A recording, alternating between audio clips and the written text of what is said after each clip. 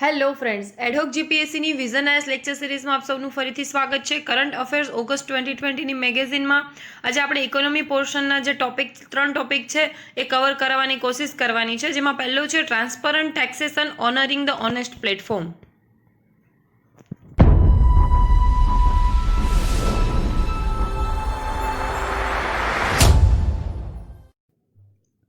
તો હવે આ transparent taxation honouring the honest platform છે એ ભારતની કર પ્રણાલી જે છે ઇન્ડિયાઝ ટેક્સ સિસ્ટમ એના રિફોર્મ માટે અને જે એની પ્રક્રિયા છે એને સિમ્પ્લિફાઈ સરળ બનાવવા માટે ભારતના પીએમ દ્વારા પ્રાઇમ મિનિસ્ટર દ્વારા આ પ્લેટફોર્મ જે છે એ હમણાં લોન્ચ કરવામાં આવ્યું છે.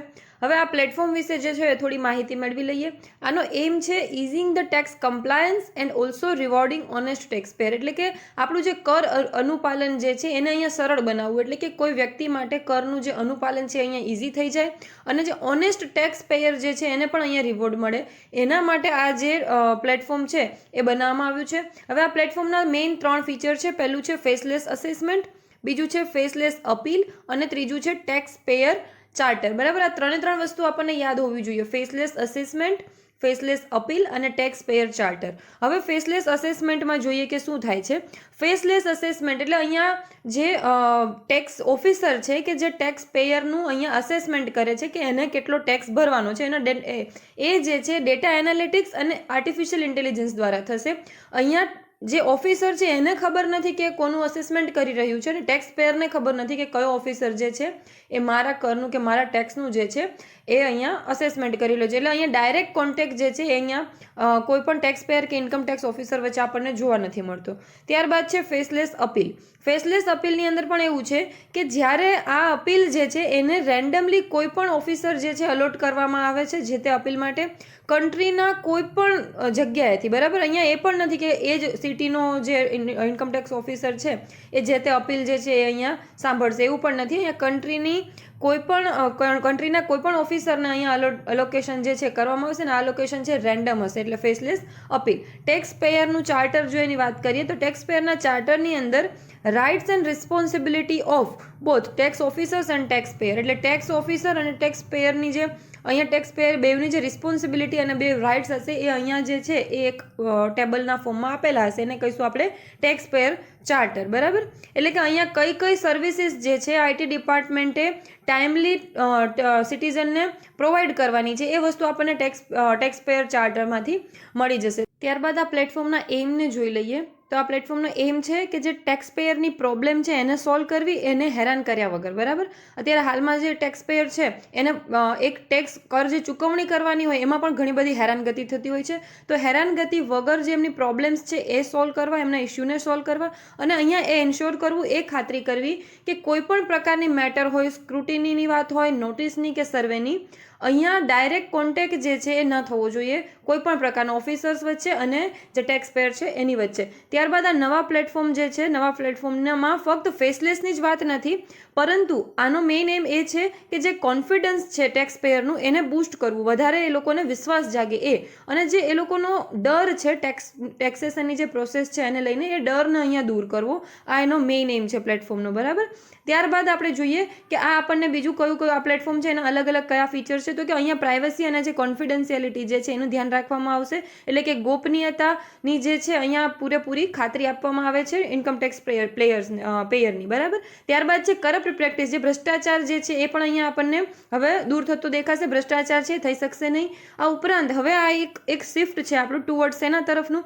તો કે રેશનલાઇઝેશન, સિમ્પ્લિફિકેશન અને ગ્રેટર ટ્રાન્સપરન્સી, એટલે એક સરળ પારદર્શી અને કહેવાય કે મેનેજિંગ જે ટેક્સ ઇસ્યુ છે એ પણ અહીંયા જે સરળ થશે, એ પ્રકારનું એક જે ટેક્સ પેયર ફ્રેન્ડલી ઇકોસિસ્ટમ છે એને ક્રિએટ કરવાની તરફનું આપણું આ એક પગલું છે એવું કહી શકાય. બરાબર, કે હવે જે ટેક્સેશન સિસ્ટમ છે એકદમ સરળ હશે, પારદર્શી હશે અને ઇવન ટેક્સના ઇસ્યુ છે એને પણ અહીંયા મેનેજ કરવા ઇઝી હશે અને એક ટેક્સ પેયર ફ્રેન્ડલી ઇકોસિસ્ટમ જે છે અહીંયા ક્રિએટ થશે. હવે ફેસલેસ અસેસમેન્ટ અને ટેક્સ પેયર ચાર્ટર જે છે એ 13 ઓગસ્ટ 2020 છે એ અહીંયા ફેસિલિટી જે છે એ અહીંયા ઇન્ટ્રોડ્યુસ થવાની હતી, અને જે ફેસલેસ અપીલ છે એ 25 સપ્ટેમ્બરથી સ્ટાર્ટ થવાની હતી અને આ બંને જે છે અત્યારે સ્ટાર્ટ થઈ ચૂકી છે, ન્યૂઝમાં આવી ચૂક્યું છે. ફેસલેસ અસેસમેન્ટ અને ટેક્સ પેયર ચાર્ટર એની સાથે સાથે ફેસલેસ અપીલ પણ અહીંયા 25 સપ્ટેમ્બર સુધીમાં સ્ટાર્ટ થઈ ગઈ છે.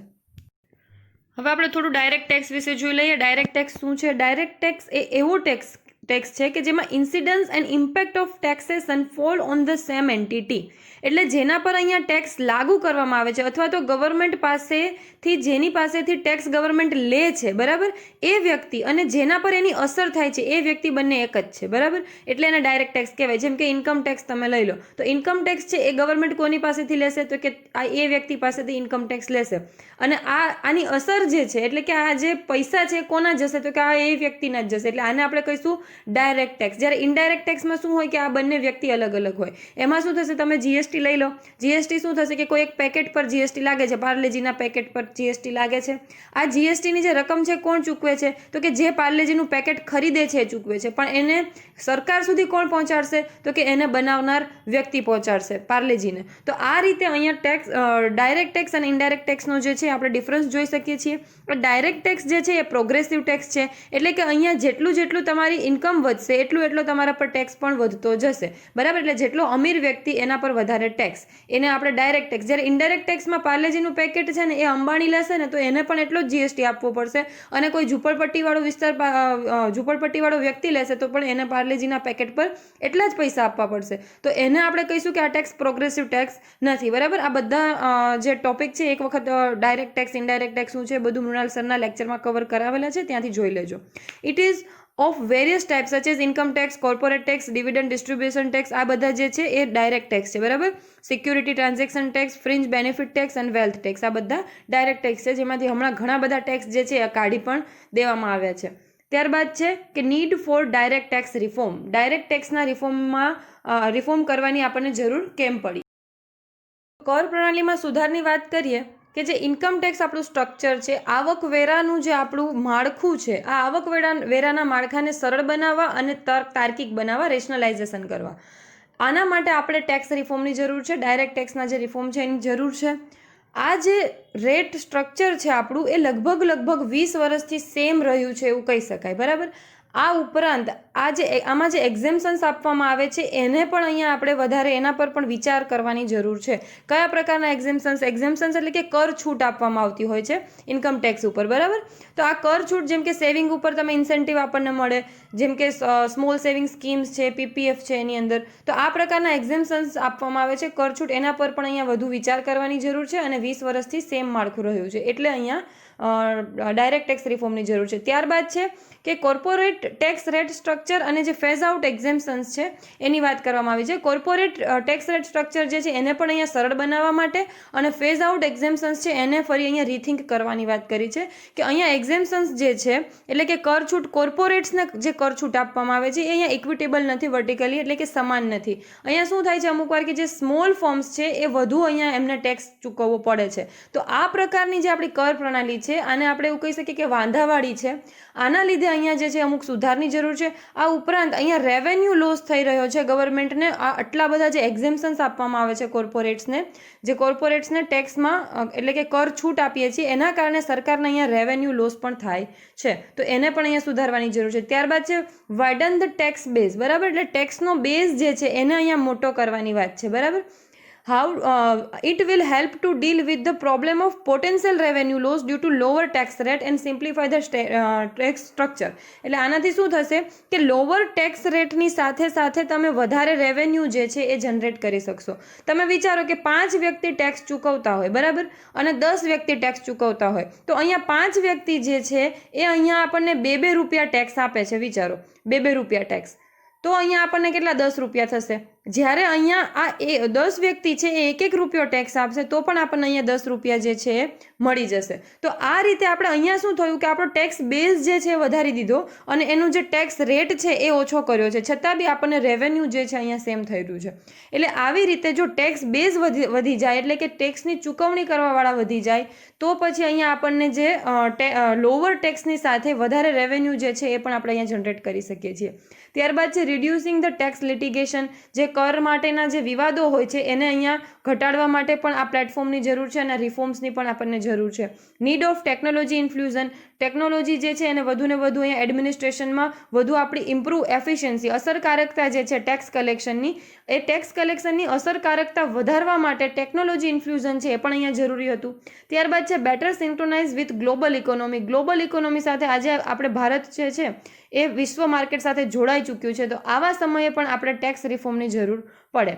ત્યારબાદ જોઈએ કે recent steps taken to improve direct tax ecosystem. બરાબર, આ જે પ્રત્યક્ષ કર પ્રણાલી જે છે, પ્રત્યક્ષ કર પ્રણાલી એને ઇમ્પ્રૂવ કરવા માટે, એમાં સુધાર કરવા માટે હાલમાં સરકાર દ્વારા લેવામાં આવેલા પગલાઓ જોઈ લઈએ. તો એ છે કે પર્સનલ ઇન્કમ ટેક્સની જો વાત કરીએ તો અહીંયા ગવર્મેન્ટે ફાઇનાન્સ એક્ટ 2020ની અંદર ઇન્ડિવિજ્યુઅલ્સ અને કોઓપરેટિવ્સને ઇન્કમ ટેક્સ, જો તેઓ ઇન્કમ ટેક્સ જે છે એના એક્ઝેમ્પશન્સ અને ઇન્સેન્ટિવ જે છે એ લોકો એમને ના સ્વીકારે તો અમુક છૂટછાટ સાથેના રેટથી ટેક્સ પે કરવા માટેની અહીંયા ફેસિલિટી આપવામાં આવી હતી.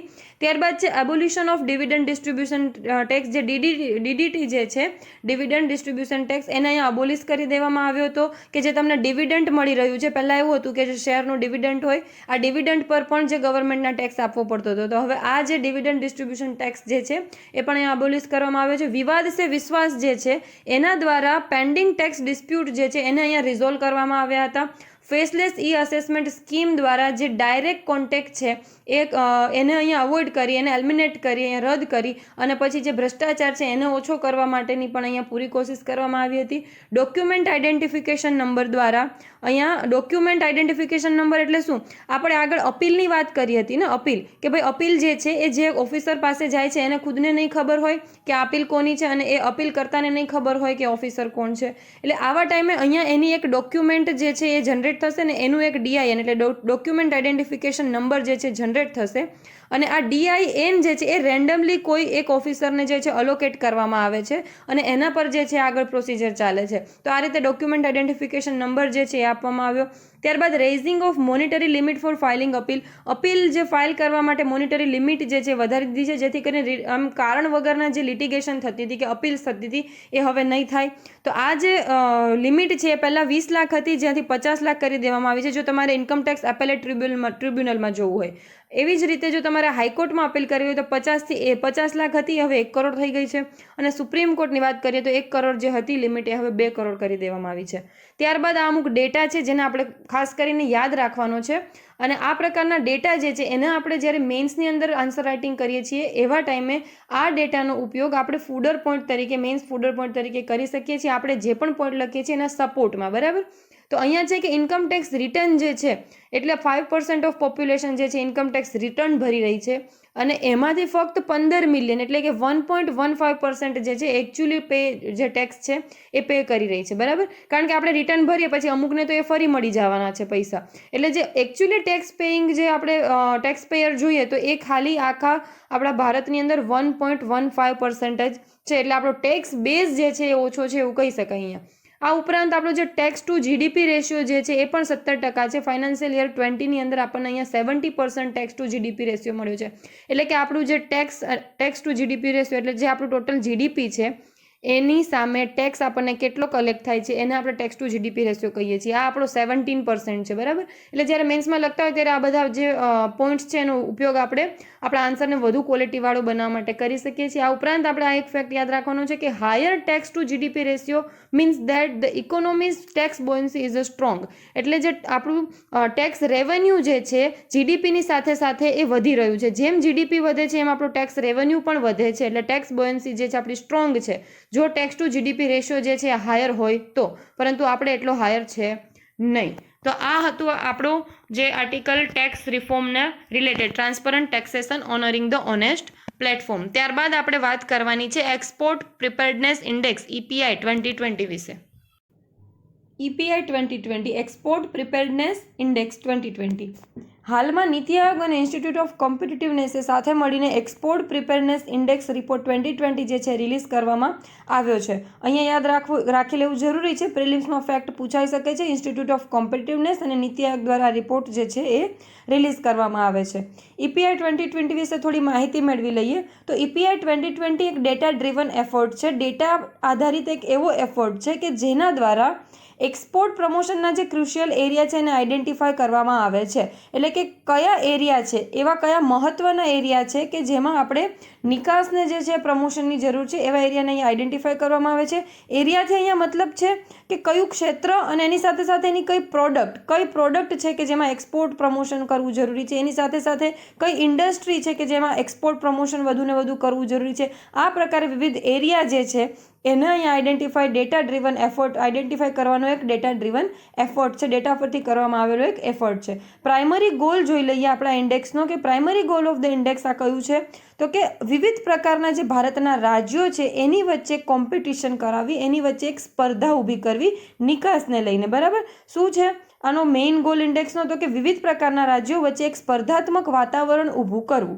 બરાબર, અને આનાથી શું વસ્તુ અચીવ કરવાની છે તો એ 3 પોઈન્ટ નીચે આપેલા છે કે આના દ્વારા એક્સપોર્ટ પ્રમોશન પોલિસી જે છે એને ફેવરેબલ બનાવી અને રેગ્યુલેટરી ફ્રેમવર્ક છે જે એક્સપોર્ટ પ્રમોશનનું એને સરળ બનાવવું, ઇઝી બનાવવું અને સાથે સાથે જે નેસેસરી ઇન્ફ્રાસ્ટ્રક્ચર છે એક્સપોર્ટ માટેનું એને ક્રિએટ કરવું. એટલે આ 3 જે પોઈન્ટ છે એને આપણે રાજ્યોની વચ્ચે કોમ્પિટિશન એટલે કે સ્પર્ધાત્મક એક વાતાવરણ ઊભું કરી અને આ જે એમ છે આપણે એને અચીવ કરવા. ત્યારબાદ છે કે આ ઉપરાંત આ રિપોર્ટ દ્વારા આપણે એક્સપોર્ટ રેડીનેસ કે કોઈ રાજ્ય જે છે એ નિકાસ માટે કેટલું પ્રિપેર છે, કેટલું એક્સપોર્ટ રેડીનેસ છે એની, કોઈ રાજ્ય કે કોઈ યુટી એનું અસેસમેન્ટ કરવાનું જે એક ફ્રેમવર્ક છે એ પણ પ્રોવાઈડ કરવામાં આવશે. બરાબર, રિપોર્ટ દ્વારા કોઈ રાજ્ય અથવા યુટી નિકાસ માટે કેટલું રેડી છે એનું એક જે કહેવાય કે અકારણી કરવા માટે, એનું અસેસમેન્ટ કરવા માટે જે ફ્રેમવર્ક છે એ અહીંયા તૈયાર કરવામાં આવશે.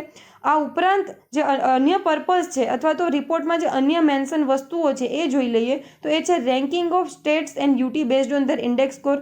તેઓના ઇન્ડેક્સ સ્કોરના આધારે રેન્કિંગ આપવામાં આવ્યું છે સ્ટેટ અને યુટીને. આ ઉપરાંત જે એક્સપોર્ટ પ્રિપેરનેસ અને પરફોર્મન્સ છે વિવિધ પ્રકારના રાજ્યનું એને અહીંયા એક્ઝામાઇન કરવામાં આવ્યું છે. આ સાથે સાથે જે ચેલેન્જીસ છે એક્સપોર્ટમાં જે પડકારો છે અને જે અવસર આપણને છે એને અહીંયા આઈડેન્ટિફાઈ કરવામાં આવ્યા છે અને જે ઇફેક્ટિવનેસ ઓફ ગવર્મેન્ટ પોલિસી છે એને એન્હાન્સ કરવાની વાત અહીંયા કરવામાં આવી છે. હવે આ EPIના 4 પિલર છે અને એની અંદર 11 સબ પિલર છે. બરાબર, તો 4 પિલર જે છે ખાસ યાદ રાખી લેવાની જરૂર છે. અહીંયા 4 પિલર છે: policy, business ecosystem, export ecosystem અને એક્સપોર્ટ પરફોર્મન્સ. આ 4 પિલર છે એના આધારે ઇન્ડેક્સ જે છે રેડી કરવામાં આવે છે. એમાં પહેલું છે કે પોલિસી, કે કોઈ રાજ્યની જે ટ્રેડ પોલિસી છે એ કેટલી કોમ્પ્રિહેન્સિવ છે અને કેટલી એ એક્સપોર્ટ અને ઇમ્પોર્ટ જે છે એને અહીંયા સ્ટ્રેટેજિક એક ડાયરેક્શન પૂરું પાડે છે. તો એ પોલિસીના આધારે. ત્યારબાદ બિઝનેસ ઇકોસિસ્ટમની વાત કરીએ તો કયું એવું રાજ્ય છે કે જેમાં વધુ એફિશિયન્ટ બિઝનેસ ઇકોસિસ્ટમ છે. અને એફિશિયન્ટ બિઝનેસ ઇકોસિસ્ટમ કોને કહેવાશે તો કે એને કહેવાશે કે જે રાજ્ય વધુને વધુ એક ઇન્વેસ્ટમેન્ટ છે એને અટ્રેક્ટ કરી શકે છે અને એની સાથે સાથે સ્ટાર્ટઅપ માટે એક સારું એવું ઇન્ફ્રાસ્ટ્રક્ચર જે છે એ પણ અહીંયા પ્રોવાઈડ કરે છે. એ રાજ્યમાં બિઝનેસ ઇકોસિસ્ટમ એફિશિયન્ટ છે એવું અહીંયા કહી શકાય આપણે. ત્યારબાદ એક્સપોર્ટ ઇકોસિસ્ટમ એટલે હવે આ જે બિઝનેસ એન્વાયરમેન્ટ જે સ્પેસિફિક એક્સપોર્ટ માટે બિઝનેસ એન્વાયરમેન્ટ જે રાજ્ય પ્રોવાઈડ કરે છે એને એક્સપોર્ટ ઇકોસિસ્ટમમાં અહીંયા સારો ઇન્ડેક્સ મળશે. એટલે એક્સપોર્ટ ઇકોસિસ્ટમ તેનું કેવું છે એટલે કે જે બિઝનેસ એન્વાયરમેન્ટ છે એક્સપોર્ટ માટેનું એ કેટલું અહીંયા એફિશિયન્ટ છે, સારું છે. એક્સપોર્ટ પરફોર્મન્સ કેવું છે કે ત્યારબાદ જે એક્સપોર્ટ થાય છે એનું પરફોર્મન્સ કોઈ રાજ્ય અને યુટીમાં કેવું છે એના પર અહીંયા જે છે ફોકસ કરવામાં આવે છે અને કયા એવા એરિયા છે કે જેને આપણે અહીંયા ઇમ્પ્રુવમેન્ટની જરૂર છે તો એને પણ અહીંયા ટ્રેક કરવામાં આવ્યા છે. તો આ 4 પિલર છે: policy, business ecosystem, export ecosystem અને ત્યારબાદ છે એક્સપોર્ટ પ્રમોશન. ત્યારબાદ આપણે આ રિપોર્ટના કી ફાઇન્ડિંગ્સ છે એ જોઈ લઈએ. તો કી ફાઇન્ડિંગ્સમાં પહેલું છે કે પોલિસી અને બિઝનેસ ઇકોસિસ્ટમ જે છે એ હાઈએસ્ટ સ્કોરિંગ પિલર છે. આપણે 4 જે પિલર જોયા હતા એમાંથી આપણી પોલિસી જે છે એ અને જે રાજ્યોની બિઝનેસ ઇકોસિસ્ટમ છે તો ઇન્ડિયાના દરેક રાજ્યોમાં જે આપણે પિલરને જ્યારે કમ્પેર કરીએ ત્યારે હાઈએસ્ટ સ્કોરિંગ પિલર આ 2 છે. જ્યારે એક્સપોર્ટ ઇકોસિસ્ટમની વાત આવે ત્યારે એ અહીંયા લીસ્ટ સ્કોરિંગ પિલર તરીકે આપણને જોવા મળે છે. બરાબર, એટલે એક્સપોર્ટ ઇકોસિસ્ટમ જે છે એના પર આપણે અહીંયા ફોકસ કરવાની જરૂર છે. એટલે આપણે આગળ અહીંયા જો રિપોર્ટ પરથી વાત કરી હતી ને કે એક ડેટા ડ્રીવન એવો એફર્ટ કરવામાં આવ્યો છે કે કયા એરિયામાં આપણે વધારે એફર્ટ લગાડવાની જરૂર છે. તો હવે આ એરિયામાં આપણે અહીંયા એફર્ટ કરવાની જરૂર છે કે એક્સપોર્ટ ઇકોસિસ્ટમ ઇકોસિસ્ટમ જે છે એને આપણે અહીંયા ક્રિએટ કરવાની છે. બિઝનેસ ઇકોસિસ્ટમ અને પોલિસીમાં આપણે અહીંયા સારું કામ કરી રહ્યા છીએ. ત્યારબાદ કોસ્ટલ સ્ટેટ્સ જે છે, અહીંયા આપણને એવી ખ્યાલ આવે છે કે કોસ્ટલ સ્ટેટ છે એ બેસ્ટ પરફોર્મર છે આપણે લેન્ડલોક અને એની કમ્પેરિઝનમાં. તો અહીંયા ફરીથી આપણને ખ્યાલ આવે કે હવે લેન્ડલોક જે છે ત્યાં આપણે અહીંયા વધુ ફોકસ કરવાની જરૂર છે, અને હજુ જે ઓલરેડી સારું પરફોર્મન્સ કરી રહ્યા છે એને તો મેન્ટેન કરીને આગળ લાવવાની જરૂર છે, પણ વધુ અહીંયા આપણે જે લિસ્ટ પરફોર્મર જે છે એના પર પણ અહીંયા ધ્યાન આપવાની જરૂર છે. ત્યાં એક હજુ સ્કોપ આપણી પાસે રહેલો છે. હવે આ જે સ્ટેટ છે એને આપણે જીઓગ્રાફિકલી જે છે ક્લાસિફાય કરવામાં આવે છે. પહેલું છે કોસ્ટલ, ત્યારબાદ લેન્ડલોક, હિમાલયન અને યુટીસ. બરાબર, આ રીતે 4 જીઓગ્રાફિકલી રીતે અહીંયા સ્ટેટને જે છે ક્લાસિફાય કરવામાં આવે છે. એમાં આપણે યાદ છે એ 3 સ્ટેટ ઓવરઓલ રેન્કિંગમાં જે છે યાદ રાખવાના છે, જેમાં આપણું ગુજરાત આવે છે, મહારાષ્ટ્ર છે અને તમિલનાડુ છે. 3 સ્ટેટ કે જે ઓવરઓલ રેન્કિંગની અંદર આપણને જોવા મળે છે ગુજરાત, મહારાષ્ટ્ર અને તમિલનાડુ, અને ત્રણે આપણે જોઈ શકીએ છીએ કે કઈ રીતે આ રીતે કોસ્ટલ એરિયા જોવા મળે છે. ત્યારબાદ આપણે જોઈ લઈએ કે ઇન્ડિયાનો ટ્રેન્ડ જે છે ગ્લોબલ માર્કેટમાં એ કેવો છે એક્સપોર્ટને લઈને. તો ઇન્ડિયાનો જે મર્ચેન્ડાઇઝ એક્સપોર્ટ જે છે એ ગ્રોથ થયેલો આપણને $275.9 બિલિયન 2016-17માં હતો, જે આપણને $331.0 બિલિયન 2018-19માં જોવા મળે છે. એટલે અહીંયા આપણે જોઈ શકીએ છીએ કે ગ્રોથ તો આપણો થયેલો છે, પણ ઇન્ડિયાના શેરની જ્યારે વાત આવે છે કે ગ્લોબલ ટ્રેડમાં ઇન્ડિયાનો શેર કેટલો છે, તો આપણો ઓનલી 2% શેર છે. જ્યારે ઇન્ડિયા આટલી મોટી માર્કેટ છે, આટલું મોટું એક કન્ટ્રી છે, છતાં પણ આપણો ગ્લોબલ ટ્રેડની અંદર શેર આપણો ઓનલી 2% જોવા મળે છે. ત્યારબાદ 70% જે છે ઇન્ડિયાનું એક્સપોર્ટ એ આપણે 5 સ્ટેટમાં ડોમિનેટેડ થયેલું છે. એટલે 5 રાજ્યો જે છે એ 70% એક્સપોર્ટ જે છે કરે છે. એટલે આપણે અહીંયા આપણું એક્સપોર્ટ માર્કેટ જે છે એને ડાયવર્સિફાય કરવાની પણ જરૂર છે. ત્યારબાદ આપણે જોઈએ કે key measures adopted by the government post 2016 2016 પછી આ મર્ચેન્ડાઇઝ એક્સપોર્ટના પ્રમોશન માટે સરકાર દ્વારા કયા કયા પગલાં લેવામાં આવ્યા છે. તો પહેલું છે mid term review of foreign trade policy 2015 and 20, એટલે કે 2015 થી 20ની જે ફોરેન ટ્રેડ પોલિસી હતી એને અહીંયા રિવ્યૂ કરવામાં આવી 2017માં. નોર્મલી પોલિસી પૂરી થાય પછી કરે, પણ અહીંયા મિડ ટર્મ રિવ્યૂ જે છે એને કરવામાં આવ્યું કે એમાં શું ઇમ્પ્રુવમેન્ટની જરૂર છે, શું ચેન્જીસની જરૂર છે, કેટલા સુધારા વધારાની જરૂર છે. બરાબર, એટલે 2017ની અંદર ફોરેન ટ્રેડ પોલિસીને જે છે એ અહીંયા રિવ્યૂ કરવામાં આવી, મિડ ટર્મ રિવ્યૂ. ત્યારબાદ ન્યૂ લોજિસ્ટિક ડિવિઝન જે છે એને ડિપાર્ટમેન્ટ ઓફ કોમર્સના હેઠળ અહીંયા એસ્ટાબ્લિશ કરવામાં આવ્યો કે જે ફક્ત લોજિસ્ટિક ઉપર અહીંયા જે છે એ વિચારણા કરશે અને એના રિલેટેડ અહીંયા પોલિસી મેકિંગમાં હેલ્પ કરશે. ત્યારબાદ trade infrastructure for export scheme, એટલે કે આ ટાઈસ જે છે એને લોન્ચ કરવામાં આવી એપ્રિલ 2017 ની અંદર, કે જેના થ્રુ જે આપણે એક્સપોર્ટ ઇન્ફ્રાસ્ટ્રક્ચર ગેપ જે છે હાલનો એને આપણે અહીંયા એડ્રેસ કરી શકીએ. ત્યારબાદ છે સેક્ટર સ્પેસિફિક પોલિસીસ, જેમ કે એગ્રીકલ્ચર એક્સપોર્ટ પોલિસી, બરાબર, ઇલેક્ટ્રોનિક્સ એક્સપોર્ટ પોલિસી. તો આવી રીતે અલગ અલગ સેક્ટર સ્પેસિફિક પોલિસી જે છે એ અહીંયા બનાવવામાં આવી કે જેથી કરીને માઇક્રો લેવલ જે એક્સપોર્ટ કોન્ટ્રીબ્યુશન છે એને આપણે અહીંયા ટાર્ગેટ કરી શકીએ. એક એક સેક્ટર જે છે એને અહીંયા સ્પેસિફિકલી અહીંયા જે છે ફોકસ કરી અને એનું એક્સપોર્ટ વધારી અને ઓવરઓલ ઇન્ડિયાનું એક્સપોર્ટ જે છે એને આપણે વધારી શકીએ. ત્યારબાદ જે એગ્રીકલ્ચર પ્રોડક્ટ્સ જે છે એમાં જે હાયર કોસ્ટ ઓફ ટ્રાન્સપોર્ટેશન છે કે જે પરિવહનનો ખર્ચો ખૂબ જ થાય છે, આ જે એના કારણે જે ડિસએડવાન્ટેજ છે એને મિટિગેટ કરવા માટે, એની સામે લડવા માટે અહીંયા transport and marketing assistance scheme જે છે એ પણ ઇન્ટ્રોડ્યુસ કરવામાં આવી હતી. ત્યારબાદ મિસ ઓપોર્ચ્યુનિટીઝમાં એવું કીધું છે કે ઘણી બધી વાર ઇન્ડિયાની સામે એવી ઓપોર્ચ્યુનિટી પણ આવી કે જે ઓપોર્ચ્યુનિટીનો એ ઉપયોગ કરી અને ગ્લોબલ માર્કેટ પર એક પોતાની પકડ જે છે બનાવી શકતો હતો, જે આપણે અહીંયા ઓપોર્ચ્યુનિટી જે છે મિસ કરી દીધી. 2014 થી 2016ની અંદર જ્યારે ગ્લોબલ ટ્રેડ જે છે એ અહીંયા વીક થઈ ગયું હતું, નબળું પડી ગયું હતું, અને આના કારણે જે ઘણા બધા એક્સપોર્ટ કન્ટ્રી જે એક્સપોર્ટ કરતા કન્ટ્રી છે એની કેપેસિટી ઘટી ગઈ હતી અને એ લોકોનું કોન્ટ્રીબ્યુશન જે છે ઘટી ગયું હતું, જેમ કે ચાઇનાનું. બરાબર, એ લોકોનું પુઅર પરફોર્મન્સ જે છે ચાઇનાનું એ થઈ ગયું હતું. આ ટાઈમની અંદર જીવીસીની અંદર આપણે જે છે આપણો ભારત જે છે સારો એવો રોલ અહીંયા પોતાનો બતાવી શકતો હતો, પરંતુ એ વખતની જે ઓપોર્ચ્યુનિટી છે આપણે મિસ કરી. બાંગ્લાદેશ અને વિયેતનામ જેવા કન્ટ્રી જે છે એ આ કામ કરવામાં આ કામ જે છે એ કરવામાં અહીંયા સક્સેસ રહ્યા હતા. એ લોકોએ સક્સેસફુલી આ જે માર્કેટ જે છે એને અહીંયા ચાઇનાના બદલે અહીંયા થોડા ઘણા અંશે કેપ્ચર કરવાનું સ્ટાર્ટ પર કરી દીધું હતું. ઇન્ડિયાએ આ ઓપોર્ચ્યુનિટી મિસ કર્યું એનું રીઝન હતું કે ઇન્ડિયા જે છે એનું પ્રોડક્ટ સ્પેશિયલાઇઝેશન જે છે જોવા નથી મળતું. એટલે અમુક કન્ટ્રીઓ આપણને ખ્યાલ છે કે ભાઈ ચાઇના છે, તો આ દરેક કન્ટ્રીના અમુક ને અમુક પ્રોડક્ટ સ્પેશિયલાઇઝેશન હોય, જેમ કે ત્યાંની ઇલેક્ટ્રોનિક્સ વસ્તુ છે, ત્યાંના મોબાઈલ્સ છે, કે એના વગર વિશ્વમાં કોઈને ચાલે જ નહીં એમ. એવી પ્રોડક્ટ બનાવો, એવી સ્પેશિયાલિટી તમારી કંઈક ક્રિએટ કરો કે જેથી કરીને અન્ય કોઈ કન્ટ્રી કદાચ એ પ્રોડક્ટ બનાવે તો પણ તમારી પ્રોડક્ટની સામે ટકી ના શકે.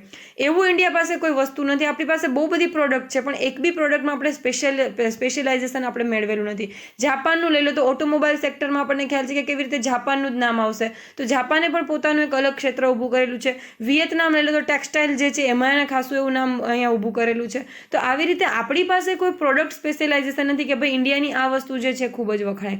તો આ પ્રોડક્ટ સ્પેશિયલાઇઝેશનની કમીના કારણે આપણે આ જે ઓપોર્ચ્યુનિટી હતી આપણી એ મિસ કરી દીધી. ત્યારબાદ આ ઇન્ડેક્સ જે છે એની અંદર ઇન્ડિયાને કયા કયા ચેલેન્જીસ એક્સપોર્ટ પ્રમોશનમાં ફેસ કરવા પડી રહ્યા છે એ આપેલા છે. તો કે ઇન્ટ્રા અને ઇન્ટર રિલેશન જે ડિસ્પેરિટીઝ છે, જે અસમાનતા છે એક્સપોર્ટ ઇન્ફ્રાસ્ટ્રક્ચરની, બરાબર, એના કારણે આપણને અહીંયા પ્રોબ્લેમ થઈ રહી છે. આપણે જોયું છે કે કઈ રીતે 5 રાજ્યો જે છે 70% એક્સપોર્ટ માર્કેટને અહીંયા કેપ્ચર કરેલું છે, બરાબર. તો હવે આ કેપ્ચર ક્યારે કર્યું છે કે આ 5 રાજ્યોનું જે ઇન્ફ્રાસ્ટ્રક્ચર છે ખૂબ જ સારું હશે, જ્યારે અન્ય રાજ્યોનું એની કમ્પેરિઝનમાં એટલું સારું નહીં હોય. એટલે અહીંયા આપણે રિજનલ જે ડિસ્પેરિટીઝ છે એ જોવા મળે છે. Poor trade support and growth orientation among the સ્ટેટ્સની અંદર, રાજ્યની અંદર પણ ટ્રેડ સપોર્ટ જે છે એટલો સારો એવો આપણને નથી મળી રહ્યો. જે રિસર્ચ એન્ડ ડેવલપમેન્ટ છે ઇન્ફ્રાસ્ટ્રક્ચરની અંદર, કે જેના કારણે આપણે યુનિક અને કોમ્પ્લેક્સ એક્સપોર્ટ જે છે એને પ્રમોટ કરી શકીએ, એ પણ નબળું છે.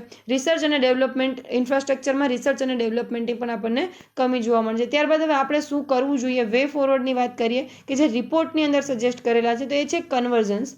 કન્વર્જન્સમાં શું કીધું છે કે જે એક્સપોર્ટ ઇન્ફ્રાસ્ટ્રક્ચર જે છે એને ક્રિએટ કરવું એ આપણા માટે ખૂબ ખર્ચાળ એક પ્રોસિજર થઈ શકે છે. એના કારણે તમે શું કરી શકો કે અલગ અલગ જે ડેવલપમેન્ટ પ્રોજેક્ટ્સ થતા હોય, જેમ કે કોઈ રોડ પ્રોજેક્ટ બની રહ્યો છે, કોઈ રેલ બની રહી છે, તો આ દરેક વસ્તુને અહીંયા જે છે આપણે કમ્બાઈન કરી અને એ રીતનું ઇન્ફ્રાસ્ટ્રક્ચર ઊભું કરીએ કે જે આપણને એક્સપોર્ટમાં પણ હેલ્પફુલ થઈ જાય. એટલે આ રીતે એક અલગથી એક્સપોર્ટ ઇન્ફ્રાસ્ટ્રક્ચર ઊભું કરવાના બદલે જે અલગ અલગ ડેવલપમેન્ટ પ્રોજેક્ટ્સ ચાલી રહ્યા છે એનું કન્વર્જન્સ કરી અને આપણે એક એક્સપોર્ટ ઇન્ફ્રાસ્ટ્રક્ચર જે છે એ સારું એવું અહીંયા ઊભું કરીએ. ત્યારબાદ ગવર્મેન્ટ ઇન્ડસ્ટ્રી એકેડેમિયા લિંકેજીસ, બરાબર, એટલે કે સરકાર, ઇન્ડસ્ટ્રી અને એકેડેમિયાની વચ્ચે અહીંયા લિંકેજ જે છે એ આપણને જોવા નથી મળતી, તો એને અહીંયા મજબૂત કરવાની જરૂર છે. અને આ જે આપણને ખ્યાલ જ છે કે આ વસ્તુ આપણને પહેલેથી જ જ્યારે આપણે ઇન્ડિયાની કોઈ પણ વસ્તુની વાત કરતા હોય પ્રોબ્લેમની, ત્યારે આવે છે કે ઇન્ડસ્ટ્રી, ગવર્મેન્ટ અને એકેડેમીનું જે લિંકેજ જે છે ખાસ આપણને જોવા મળતું નથી. અને એના કારણે જ થઈને જ્યારે એકેડેમીમાંથી કોઈ સ્ટુડન્ટ જે છે એ અહીંયા એજ્યુકેટ થઈને બહાર આવે છે ત્યારે ઇન્ડસ્ટ્રી માટે જરૂરી સ્કિલ એનામાં હોતી નથી. એટલે આ લિંકેજની પણ અહીંયા જે છે એ જરૂર છે, એ લોકોને લિંક કરવાની જરૂર છે. Creating the state level engagement for economic diplomacy. Economic ડિપ્લોમસીની અંદર આપણે રાજ્યોને પણ ઇન્વોલ્વ કરવા જોઈએ, એ લોકોનું એન્ગેજમેન્ટ છે અહીંયા વધુ ને વધુ વધારવું જોઈએ. ત્યારબાદ જે પ્રોડક્ટ છે એને એક્સપોર્ટ માટે આપણે રેડી કઈ રીતે કરી શકીએ, તો કે એની ડિઝાઇન અને એના સ્ટાન્ડર્ડ ઉપર ફોકસ કરીને આપણે એક્સપોર્ટ રેડી પ્રોડક્ટ જે છે એ પણ અહીંયા બનાવી શકીએ. New use case of the products, એટલે વિવિધ પ્રકારની જે પ્રોડક્ટ્સ છે એના કંઈક નવતર પ્રયોગો કરીને નવી રીતે કંઈક એનો યુઝ થાય એ રીતે આપણે ગ્લોબલ માર્કેટ સમક્ષ મૂકી શકીએ છીએ અને કંઈક અલગ આ કરી અને આપણે એક્સપોર્ટમાં જે છે વધારે એક્સપોર્ટમાં જે છે સુધારો કરી શકીએ છીએ. જેમ કે કોકોનટ કોયર છે, વુવન ટેક્સટાઇલ્સ છે અને બેમ્બુ છે. આના વિવિધ પ્રકારના ઉપયોગો જે છે કરી અને ગ્લોબલ માર્કેટમાં આપણે એનો એક્સપોર્ટમાં ઉપયોગ કરી શકીએ છીએ. ત્યારબાદ આપણે જે ટોપિક જોવાનો છે એ છે agricultural export.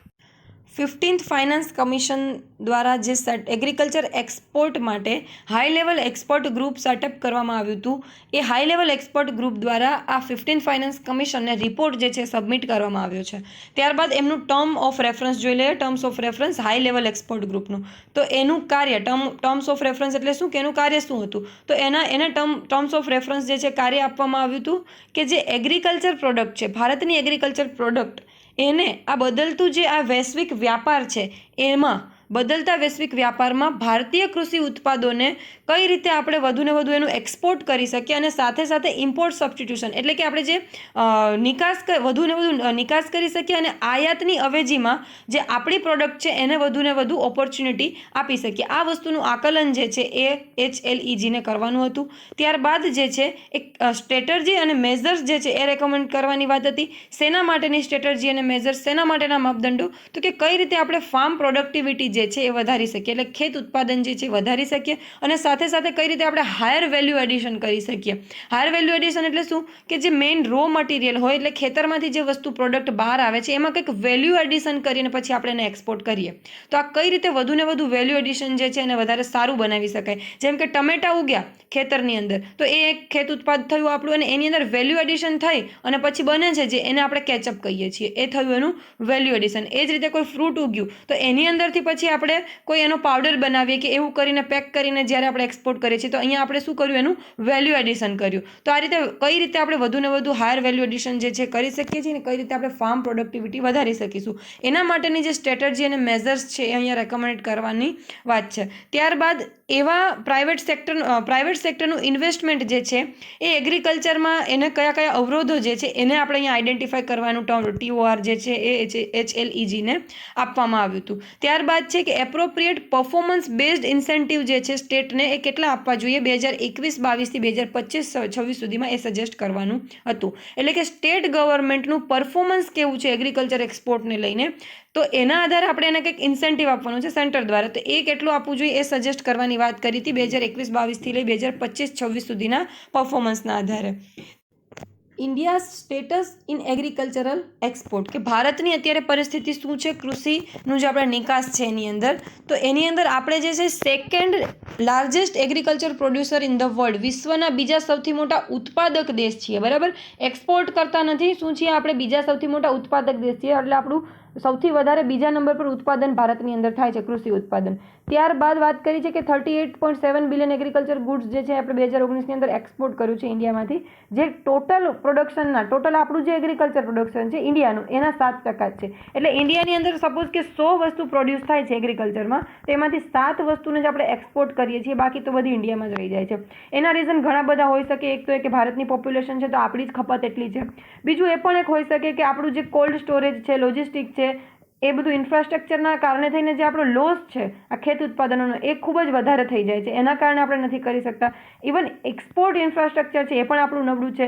Research and development જે છે એમાં પણ આપણે ક્યાંક ને ક્યાંક પાછળ પડીએ છીએ. તો આવા અનેક રીઝનના કારણે આપણે એગ્રીકલ્ચર પ્રોડક્શન તો ઘણું બધું થઈ રહ્યું છે, પણ જેનું એક્સપોર્ટ જે છે એ આપણે કરી શકતા નથી.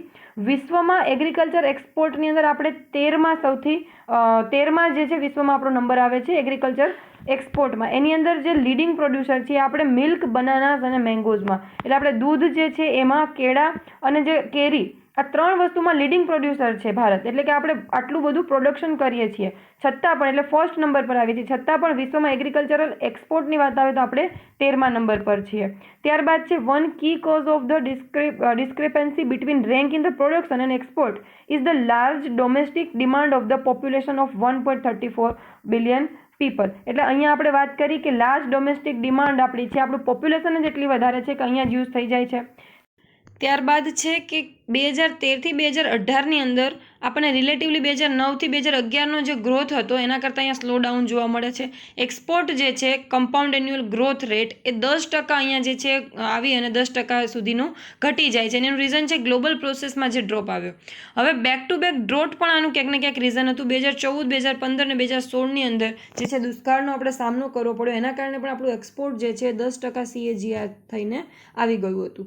70% આપણું જે એગ્રીકલ્ચરલ એક્સપોર્ટ છે, આપણે જે ટોટલ એક્સપોર્ટ કરીએ છીએ એમાંથી 70% તો આપણે આપણી આજુબાજુની જિયોગ્રાફીની અંદર આવતા જે કન્ટ્રીઝ છે એમાં જ કરીએ છીએ, જેની અંદર મિડલ ઇસ્ટ, આફ્રિકા અને એશિયા પેસિફિકનો સમાવેશ થાય છે. એટલે 70% કુલ પ્રોડક્શનના આપણે જે છે આટલા એરિયાની અંદર મોકલીએ છીએ, બરાબર. જે રીતે આપણે આગળ ઓલ ઓવર એક્સપોર્ટની વાત કરી હતી ને કે અમુક રાજ્યો દ્વારા જ આ વસ્તુ જે છે કરવામાં આવે છે, એક્સપોર્ટ કરવામાં આવે છે, એવી રીતે અહીંયા આપણે એક્સપોર્ટ થઈને જ્યાં જાય છે ને એવું એગ્રીકલ્ચરની અંદર આપણે જોઈ શકીએ છીએ કે એક્સપોર્ટનો જે ડેસ્ટિનેશન માર્કેટ છે ને એનું પણ ડાયવર્સિફિકેશન અહીંયા ખૂબ જ ઓછું આપણને જોવા મળે છે. ત્યારબાદ જોઈએ કે 2018માં એગ્રીકલ્ચરલ પોલિસી જે છે બનાવવામાં આવી હતી, જેનો ફોકસ હતો કે એગ્રીકલ્ચર પ્રોડક્શન, એવું એગ્રીકલ્ચર પ્રોડક્શનને વધુને વધુ પ્રોત્સાહન આપવું કે જે પ્રોડક્શન એક્સપોર્ટ ઓરિએન્ટેડ હોય, એટલે કે જેને આપણે એક્સપોર્ટ કરી શકીએ એવા પ્રોડક્શનને અહીંયા પ્રોત્સાહન આપવામાં આવ્યું હતું 2018ની જે એગ્રી એક્સપોર્ટ પોલિસી હતી ને એની અંદર. ત્યારબાદ why there is a slow down in agri export growth, કેમ એગ્રી એક્સપોર્ટનો ગ્રોથ જે છે એની અંદર આપણને અહીંયા સ્લો ડાઉન જોવા મળ્યું છે. તો એમાં પહેલું છે લો પ્રોડક્ટિવિટી, બરાબર. આપણી ઉત્પાદકતા જે છે એ ઓછી છે, અને આ ઉત્પાદકતા ઓછી હોવાનું રીઝન શું છે કે ભારતના જે ખેડૂતો છે એનું જે ખેડૂતના ખેતર છે એની સાઇઝ, બરાબર, એટલે કે આપણા ખેતરોની સાઇઝ, આપણા ખેતરની સાઇઝ એવરેજ આપણને 1 થી 2 હેક્ટરની જોવા મળે છે, બરાબર. એટલે અહીંયા આપણે ઇકોનોમિક ઓફ સ્કેલ જે છે એને અચીવ નથી કરી શકતા. ઇકોનોમિક ઓફ સ્કેલ શું છે? મેં આગળના જે એપ્રિલ અને મેના મેગેઝિન કરાવેલા, માર્ચ અને એપ્રિલનું જે વિઝન કરાવેલું છે એમાં અહીંયા મેં ક્લિયર કર્યું છે. છતાં પણ હું કહી દઉં કે ઇકોનોમિક્સ ઓફ સ્કેલ એટલે શું કે જેમ વધુ ઉત્પાદન થશે એમ આપણો અહીંયા કોસ્ટ ઘટી જશે, પણ વધુ ઉત્પાદન આપણે કરી નથી શકતા કારણ કે ખેડૂતો પાસે જમીન જે છે એવરેજ 1 થી 2 હેક્ટર જેટલી જ છે. ત્યારબાદ લો મશીનાઇઝેશન એટલે મશીનરીનો ઉપયોગ ઓછો કરે છે, જેના કારણે થઈ અને જે હાઈ ઇલ્ડ ઇનપુટ્સ વેરાયટી જે છે એનો પણ યુટિલાઇઝેશન અહીંયા થતું નથી. હાઈ લોજિસ્ટિક કોસ્ટ કે વધુ ને વધુ આપણે જે લોજિસ્ટિક કોસ્ટ છે એ ખૂબ જ વધારે આવે છે ઇન્ડિયામાં. જીડીપીના 14% જે છે કરંટમાં આપણે એ લોજિસ્ટિક કોસ્ટ આવે છે, જે યુએસ જેવા કન્ટ્રીની અંદર 9.5% જ છે. એટલે આપણે ટોટલ જેટલું પ્રોડક્શન કરીએ છીએ ને એમાં 40% આપણે છે ને લોજિસ્ટિકની પાછળ ખર્ચો કરી દઈએ છીએ. ત્યારબાદ છે limited value addition. Value addition જે છે ને એ બહુ જ ઓછું થાય છે ઇન્ડિયાની અંદર. ઇન્ડિયા નોર્મલી પ્રાઇમરી કમોડિટીઝ જે છે એને જ અહીંયા એક્સપોર્ટ કરી દે છે, જેના કારણે થઈ અને એને સારું એવું એની સામે વળતર પણ અહીંયા મળતું નથી. જેમ કે આપણે વાત કરી હતી આગળ ટમેટાની, એ જ રીતે ચલો ડુંગળીને લઈ લઈએ તો ડુંગળી આપણે આખી એક્સપોર્ટ કરીએ એના બદલે ડુંગળીના અત્યારે પાવડર બનાવવામાં આવે છે, તો એ જે કરવામાં આવ્યું એને શું કહીએ આપણે? Value addition. તો આવી રીતે વેલ્યુ એડેડ જે પ્રોડક્ટ છે એને પછી જો એક્સપોર્ટ કરશું તો આપણને અહીંયા ફાયદો પણ થઈ શકે એમ છે. પરંતુ ઇન્ડિયા જે છે એ નોર્મલી પ્રાઇમરી કમોડિટીઝ જે છે એને જ અહીંયા એક્સપોર્ટ કરે છે. ત્યારબાદ છે કે વેલ્યુ એડિશનનું જે આ વેલ્યુ એડિશન ઓછું થાય છે એનું રીઝન શું છે? તો કે પ્રાઇવેટ સેક્ટરનું ઇન્વેસ્ટમેન્ટ જે છે એ ખૂબ જ ઓછું છે અહીંયા, અને એના માટે જે એડિક્યુએટ જે જરૂરી ઇન્સેન્ટિવ મળવા જોઈએ એ પણ મળતા નથી. એના લીધે થઈ અને જે એગ્રીકલ્ચર પ્રોડક્ટ છે એમાં વેલ્યુ એડિશન થઈ નથી શકતું, એટલે આપણે પ્રાઇમરી પ્રોડક્ટ જે છે એને જ સીધી એક્સપોર્ટ કરવી પડે છે. ત્યારબાદ decreasing incentive to agri export. Agri એક્સપોર્ટનું જે ઇન્સેન્ટિવ છે એ પણ દિવસે ને દિવસે અહીંયા આપણને ઘટતું જતું જોવા મળે છે. નોન ટેરિફ બેરિયર જે છે આપણને નડે છે, જેમ કે સેનેટરી અને ફાઇટોસેનેટરી સ્ટાન્ડર્ડ જે છે એ ફોલો કરવા પડે છે. હાલમાં ખ્યાલ હશે કે યુકેએ કઈ રીતે ભારતની મેંગોને જે છે અહીંયા બેન કરી હતી, એ આ સેનેટરી અને ફાઇટોસેનેટરી જે સ્ટાન્ડર્ડ છે એને અચીવ નથી કરતી એવું કહીને. આ ઉપરાંત અમુક જે રેસિડ્યુઝ લિમિટ હોય છે પેસ્ટિસાઇડ્સ અને એન્ટીબાયોટિક્સની, કે એનાથી વધારે યુરોપ જેવું જે અટ્રેક્ટિવ માર્કેટ છે ત્યાં આ પ્રકારના રિસ્ટ્રિક્શન હોય છે કે અમુક ટકાથી વધારે પેસ્ટિસાઇડ્સનો ઉપયોગ કરેલી પ્રોડક્ટ એ લોકો દ્વારા બેન કરવામાં આવેલી હોય, તો આ વસ્તુ પણ આપણને ક્યાંક ને ક્યાંક નડી જાય છે. ત્યારબાદ COVID-19નું પેન્ડેમિક હાલમાં જે છે જેના કારણે થઈને ગ્લોબલ ફૂડ અને એગ્રીકલ્ચર ટ્રેન્ડ્સ જે બન્યા છે એમાં આપણને એના લીધે થઈને એગ્રીકલ્ચર એક્સપોર્ટની અંદર પણ આપણને અહીંયા ઘટાડો COVID-19ના કારણે જોવા મળે છે. હવે આ હાઈ લેવલ એક્સપર્ટ ગ્રુપ જે છે એના દ્વારા આના માટે થઈ અને કઈ કઈ રેકમેન્ડેશન આપવામાં આવી છે આપણે જોઈ લઈએ. એ લોકોને જે TOR આપવામાં આવી હતી ને, ટર્મ ઓફ રેફરન્સ, તો હવે એ TORના આધારે એ લોકો અહીંયા કંઈક ને કંઈક વાત કરી હશે. તો એમાં પહેલું આપેલું છે કે ક્રોપ વેલ્યુ ચેન. હવે અહીંયા શું કીધું છે કે જે આપણી હાલની એક્સપોર્ટ માર્કેટ જોઈએ તો એ છે, હાલમાં આપણે એક્સપોર્ટ કરીએ છીએ છે $40 બિલિયન. તો હાલનું જે $40 બિલિયન આપણું એક્સપોર્ટ છે એને આવતા અમુક વર્ષોમાં $70 બિલિયન લઈ જવાનું પોટેન્શિયલ જે ક્રોપમાં હોય એવા 22 ક્રોપને જે છે અહીંયા આઈડેન્ટિફાય કરવાના અને એને ફોકસ કરી અને વધુ ને વધુ એને એક્સપોર્ટ કરવાની વાત કરી છે. એટલે કે ડિમાન્ડ ડ્રીવન અપ્રોચ જે છે અપનાવવાની વાત કરી છે કે સામે કેટલી ડિમાન્ડ છે એના આધારે એવા ક્રોપ આઈડેન્ટિફાય કરો કે જે $40 બિલિયન થી લઈ અને $70 બિલિયન સુધીનું આપણું એક્સપોર્ટ માર્કેટ જે છે લઈ જઈ શકે એગ્રીકલ્ચરનું. ત્યારબાદ છે ટાર્ગેટ માર્કેટ્સ ફોર એક્સપોર્ટ. એટલે એક્સપોર્ટ માટેના માર્કેટ જે છે ટાર્ગેટ કરીને એના પર ફોકસ કરવાની જરૂર છે કે જે વધુ ને વધુ એક્સપોર્ટ પોટેન્શિયલ ધરાવે છે. આ જે કન્ટ્રી જે છે એની સાથે બાયલેટરલ કે મલ્ટીલેટરલ ટ્રેડ એગ્રીમેન્ટ જે છે એ કર્યા બાદ જે એ લોકોના સ્ટાન્ડર્ડ સેનેટરી અને ફાઇટોસેનેટરી સ્ટાન્ડર્ડ છે એને અહીંયા આપણે અચીવ કરવાની સાથે સાથે જે ક્વોલિટી જે છે આપણા પ્રોડક્ટની એ જાળવી અને નોન ટેરિફ બેરિયર્સ જે છે એને આપણે અહીંયા હટાવી શકીએ છીએ. ત્યારબાદ કીધું છે કે વેલ્યુ ચેન ક્લસ્ટર જે છે એને હોલિસ્ટિકલી સોલ્વ, જે વેલ્યુ એડિશન છે એના પર ફોકસ કરીને આપણે અહીંયા કરી શકીએ છીએ. આપણે આગળ વાત કરી કે કઈ રીતે વેલ્યુ એડિશન જે છે એ આપણે ઇન્ડિયામાં નથી થઈ રહ્યું અને એના લીધે જ આપણને એક્સપોર્ટ માર્કેટ જે છે એને આપણે કેપ્ચર નથી કરી શકતા. ત્યારબાદ છે creating the state lead export plan. એટલે કે સ્ટેટ દ્વારા જે છે એક્સપોર્ટ પ્લાનને જે છે અહીંયા વધુ ને વધુ બનાવવાની જરૂર છે. ત્યારબાદ સેન્ટરને જે છે એન્કરેજ કરવાની જરૂર છે પ્રોડક્શનનું, એગ્રીકલ્ચર પ્રોડક્શન અને એગ્રીકલ્ચર એક્સપોર્ટને સેન્ટર પણ અહીંયા વધુ ને વધુ પ્રોત્સાહન આપે એ જરૂરી છે. ત્યારબાદ પ્રાઇવેટ ઇન્વેસ્ટમેન્ટની વાત કરી છે કે રાજ્ય અને કેન્દ્ર બંને દ્વારા એવા પ્રયાસો થવા જોઈએ કે વધુને વધુ પ્રાઇવેટ ઇન્વેસ્ટમેન્ટ જે છે આ ક્ષેત્રમાં આવે. ઇન્સ્ટિટ્યુશનલ મિકેનિઝમ ટુ ફંડ માટેનું જે મિકેનિઝમ છે એને અહીંયા મજબૂત બનાવવાની જરૂર છે, રોબસ્ટ બનાવવાની જરૂર છે. હવે COVID-19ના કારણે અત્યારે હાલમાં શું થયું છે કે ફૂડ ઇમ્પોર્ટર જે છે અહીંયા ડર લાગે છે એ લોકોને લોંગ ટર્મનું જે કહેવાય કે એક્સપોર્ટ કોન્ટ્રાક્ટ કરતા એના કારણે થઈને અહીંયા લોંગ ટર્મ કોન્ટ્રાક્ટ જે છે એના પર પણ અહીંયા આપણે ધ્યાન આપવું જોઈએ. તો આ હતું આપણું એગ્રીકલ્ચરલ એક્સપોર્ટનું આર્ટિકલ. હવે નેક્સ્ટ આર્ટિકલ આપણે ત્યારબાદનું નેક્સ્ટ વિડીયોમાં ચર્ચા કરીશું. આપને જો અમારો વિડીયો સારો લાગ્યો હોય તો વિડીયોને લાઇક કરી દેજો, ચેનલને સબસ્ક્રાઇબ કરી દેજો અને આપના પ્રતિભાવો અમને કોમેન્ટમાં જણાવી દેજો. Thank you very much.